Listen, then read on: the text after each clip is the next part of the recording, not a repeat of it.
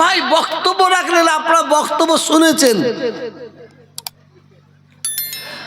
আজকে শিহাব ভাইয়ের জন্য এত হাজার হাজার মানুষ কেন, কিসের জন্য?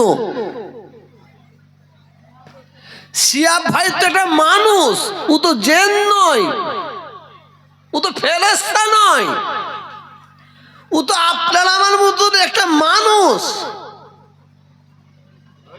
তাকে দেখার জন্য এত হাজার হাজার ছেলে মেয়ে কেন? এই মাজমপুর মেলায় যেখানে হতো সেই জায়গায় জলসা হাজির হয়েছে কিসের জন্য? আজকে যত ছেলে মেয়েরা এখানে এসেছে, শিহাব ভাইয়ের মহাব্বতে কেউ আসেনি, শিহাব ভাইয়ের ভালোবাসায় কেউ আসেনি।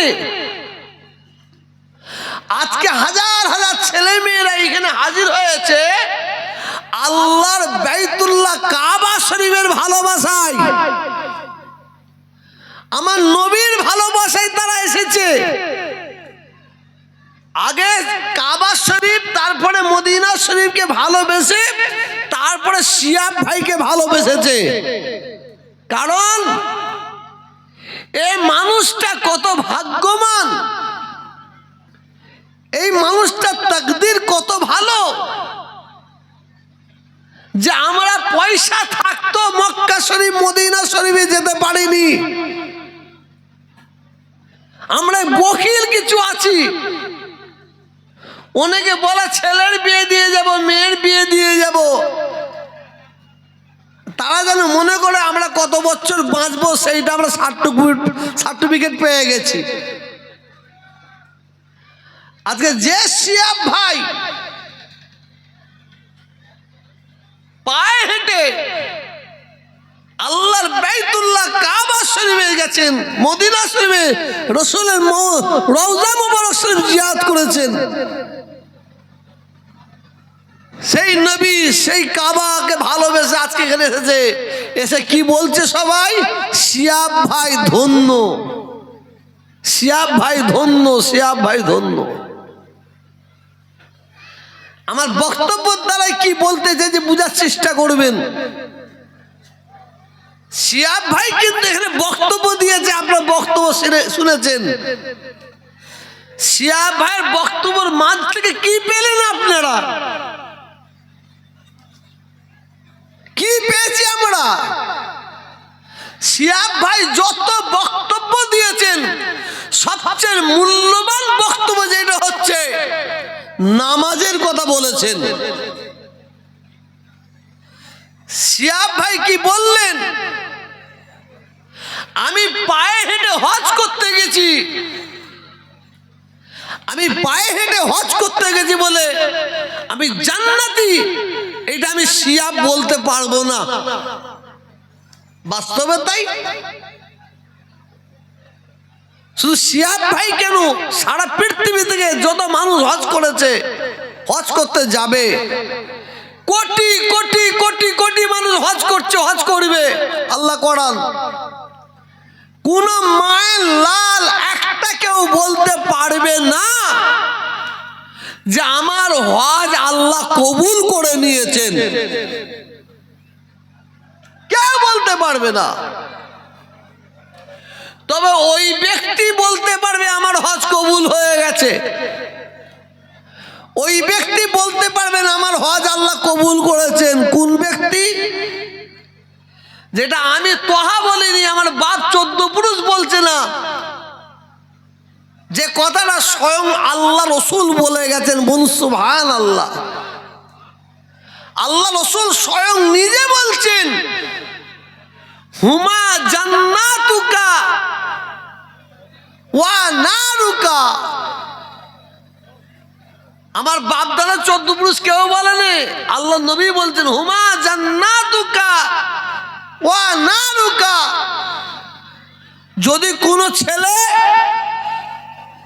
মহাব্বতের সঙ্গে ভালোবাসার সঙ্গে মায়ের মুখের দিকে তাকায়, মাকে ভালোবাসে, বাপকে ভালোবাসে, মাকে মহাব্বত করে, বাপকে মহাব্বত করে, সেই মহাব্বত, সেই ভালোবাসা চোখ দিয়ে মা বাবের মুখের দিকে একবার তাকাবে। আল্লাহ রসুল বলছেন ওই ছেলেটাকে আল্লাহ তাআলা একটা মকবুলিয়াতি হজের সব দান করবে। বলুন সুবহানাল্লাহ। একটা। সাহাবারা বললেন ইয়া রাসূলুল্লাহ, ইয়া হাবিবাল্লাহ, হুজুর যদি কোনো ছেলে মা কিংবা বাপ মা বাবের মুখের দিকে প্রতিদিন 100 বার মহাব্বতের সঙ্গে তাকায়, আল্লাহ রসুল বললেন ওই ছেলেটাকে আল্লাহ 100টা মকবুলিয়াতি হজের সওয়াব দান করবেন। মকবুলিয়াতি মানে কি? যে হজ আল্লাহ কবুল করে নিয়েছেন। শিয়াব ভাই কিন্তু একটা কথা বলেছেন, আপনার মনোযোগ দিয়ে শুনেছেন কিনা জানি না। উনি বললেন কি, হজ হচ্ছে ফরজ ধনী লোকের জন্য, নামাজ হচ্ছে ফরজ। যদি কেউ নামাজ, ফরজ নামাজ ছেড়ে দিয়ে সে যদি ফরজ রোজা হজ করতে যায়, তার হজ কবুল হবে কি না হবে তিনি বলতে পারবেন না। আমরা শবে বারাতে একদল মানুষ, একদল ইয়াং ছেলেরা কি করি, আমরা কর্মস্থলে কর্মস্থলে করে জিয়ারত করি, মসজিদে মসজিদে গিয়ে নামাজ পড়ি। শবে বারাতের নামাজ হচ্ছে নফল নামাজ, নফল নামাজ। এবছরে ফুরফুরা শরীফে, এবছরের কথা বলছি, 1 লক্ষেরও বেশি লোক গেছে শবে বারাতের রাত্রে। 1 লক্ষেরও বেশি বলছে, আমি জিয়ারত করতে গেছে আর মসজিদে নামাজ পড়ছে। কিন্তু ফজরের সময় কি দেখলাম, মসজিদে ভিড় নাই, সব কেটে পড়েছে। আমরা কি করলাম, নফল নামাজ, তার জন্য হই হই করে নফল নামাজ পড়ছি, জিয়ারত করছি, কিন্তু ফরজটা ছেড়ে আমরা ঘুমাচ্ছি। এই ইবাদতটা ঠিক নয়। আবার অনেক মাওলানা, অনেক বক্তা এই যারা শবে বারাতে জিয়ারত করতে বেরোয়, কবর জিয়ারত করতে বলে বেরোয়, তাদের ঘরে তাম্বি করে, তাদের ঘরে বকাবকি করে, তাদের ঘরে রাগ করে, খেসা করে। ফরজের নামে খই নাই, নফল নিয়ে টানাটানি। তা আমি বাইক ক্যামেরা বলছি, যারা শবে বারাতের রাত্রিরে নফল নামাজ পড়ার জন্য বেরিয়ে পড়েন, কবর জিয়ারত করার জন্য বেরোন, আপনারা বেরোবেন, বন্ধ করবেন না। এদের কথা শুনে আপনারা বন্ধ করবেন না। কারণটা কি, এই মনি সাহেবরা যদি আপনাদের বন্ধ করার জন্য বলে, তাহলে নাক ডেকে ঘুমাবেন, জিয়ারত হবে না, নফল নামাজও হবে না, আর ফরজ তো হবেই না। এদের ঘরে বাধা দিও না, এদের ঘরে নফল নামাজ পড়তে দাও, কবর জিয়ারত করতে দাও। কবর জিয়ারত করা হচ্ছে সুন্নাত। আমার রাসূল কবর জিয়ারত করেছেন, এদের ঘরে বাধা দিও না। আমি ছোট্ট একটা এক্সাম চালছি। একটা ধনী লোকের বাড়িতে একটা ভিখারি গেছে, গরিব মানুষ, গিয়ে বলছে আমাকে কিছু সাহায্য করো। তো ধনী লোকটা বখিল, কৃপণ, সে বলছে দুহা বেরিয়ে যা।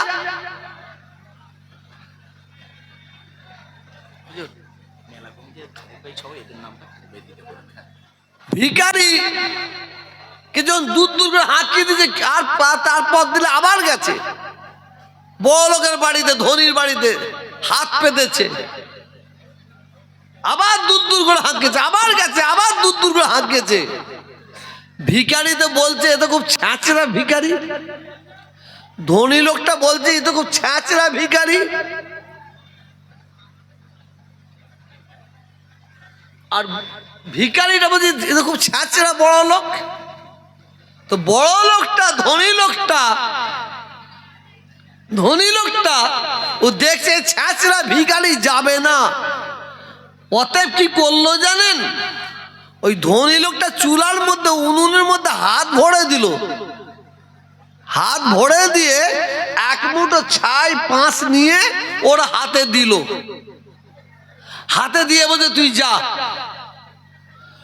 ওই ভিখারিটা হাতটা খুলে দেখে এক মুঠো পাঁচ ছাই। ভিখারিটা তখন বলে তুই তাই দে, তোর হাত খুলুক, তুই তাই দে, তোর হাত খুলুক।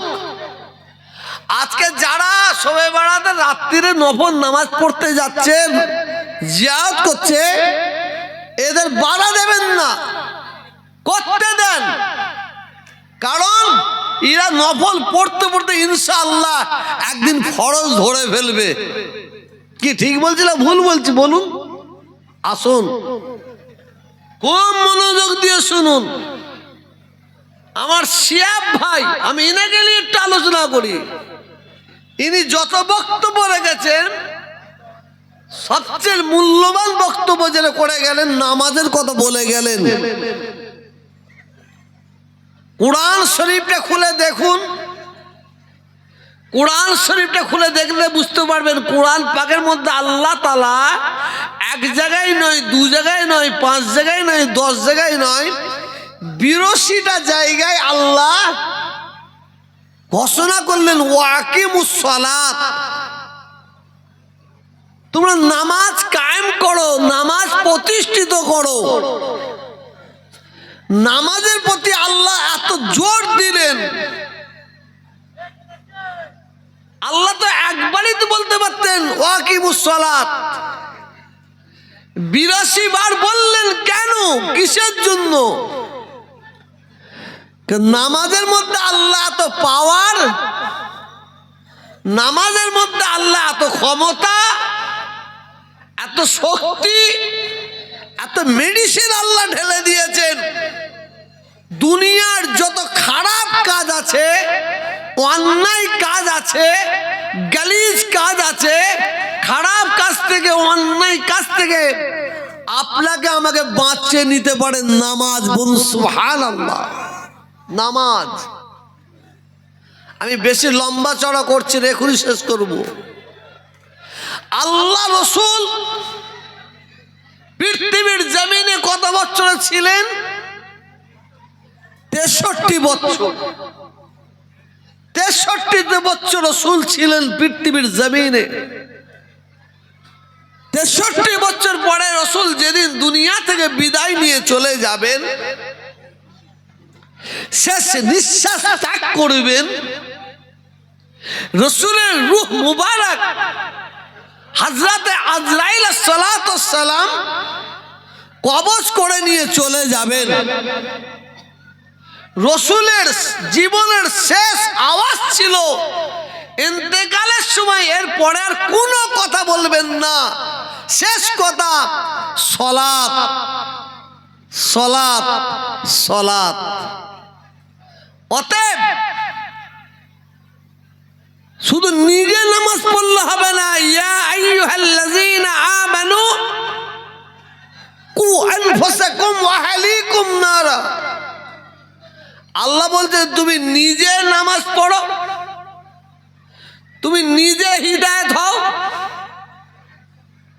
তোমার ছেলেকে হিদায়াত করো, তুমি নিজে বাঁচো, তোমার ছেলেকে বাঁচাও, আহলিয়া বর্গকে বাঁচাও, পাড়া প্রতিবেশীকে বাঁচাও।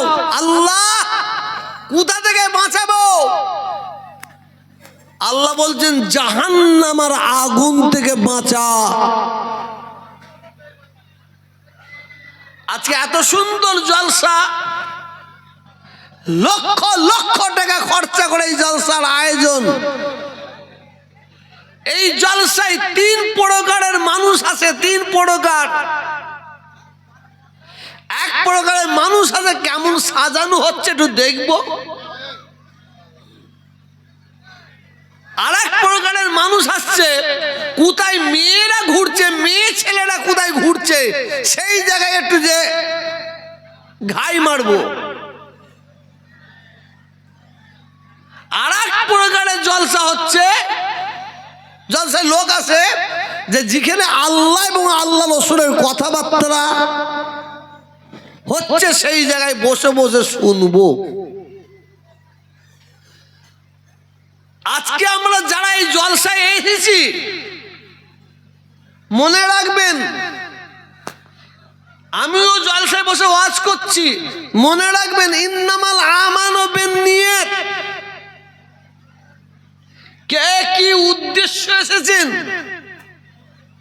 কে কি নিয়ত নিয়ে এসেছেন, কে কি খেয়াল এসেছেন, আপনি আমি কেউ বলতে পারবো না। ইন্নাল্লাহ আলা কুল্লি শাইইন কাদির। আল্লাহ হচ্ছেন সর্বশক্তিমান। ইন্নাহু আলিমুম বিজাতিস সুদূর। আল্লাহ বলছেন বান্দা তোরা দাঁড়িয়ে আছিস, বসে আছিস, তোরা মনে মনে কি ভাবছিস, কি চিন্তা নিয়ে এখানে এসেছিস, কি উদ্দেশ্য নিয়ে এখানে এসেছিস, আমি আল্লাহ তোদের মনের খবর সব জানি। বোন সুবহানাল্লাহ, সব জানে। ইন্নাল্লাহ আলা কুল্লি শাইইন কাদির। ইন্নাহু আলিমুম বিজাতিস সুদূর। আল্লাহ সর্বশক্তিমান, আল্লাহ সকলের মনের খবর জানেন। আজকে সুদূর এই বাংলা থেকে সারা পৃথিবীর দিকে লক্ষ্য করুন, শিক্ষিত জ্ঞানী গুণী ভাইয়েরা যারা আছেন, সারা পৃথিবীতে মুসলমান মার খাচ্ছে, লাঞ্ছিত হচ্ছে, বঞ্চিত হচ্ছে, পদধূলিত হচ্ছে।